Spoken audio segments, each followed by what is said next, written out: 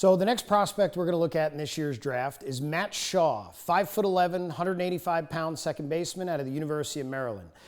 This guy's a really exciting prospect. I mean, he's one of the most sure thing bats, that we've seen in a while as a future second base prospect. The athleticism is crazy. He has an incredible hitting coach in Matt Swope over at Maryland. Matt's a really good buddy. Talk hitting all the time, have been since about 2018, and he does incredible work over there. That's why Maryland's offense is consistently ranked now in like the top 5 in the country in most major statistical categories. So we take a look at Shaw's swing. Go ahead and roll the tape, Casey. So we see a slightly closed setup, right? And he does all of the things that you need to. Go ahead and stop it at landing, right?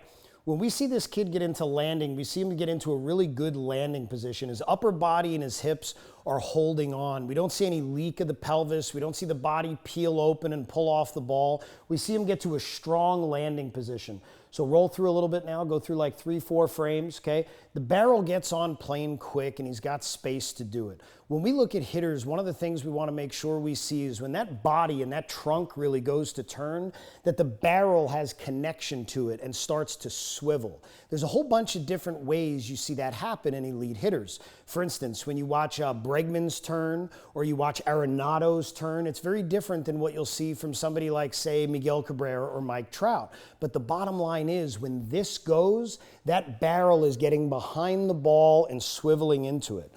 Keep rolling through to contact. Now, when we see him get through to impact, we see it's not necessarily a high VBA, a vertical bat angle, and that's okay. Guys create different paths. When you look at Mike Schmidt, he's one of the best home run hitters in Major League history, and he had a very flat, low finish.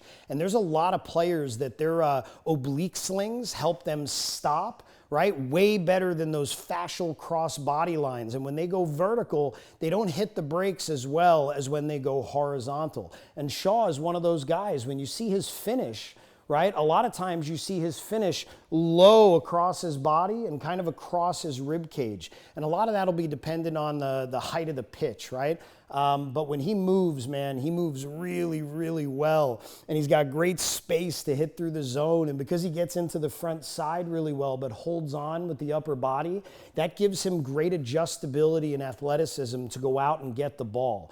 He consistently compresses the cork. He's a really good mover. He's a tremendous athlete. And after being with Swope for 3 years at Maryland, this kid really has an understanding of who he is as a hitter, the things that he does to be special as a hitter, and how to repeat those things. And with somebody like Swope in his corner, he's going to continue to get incredible information no matter what organization he goes to.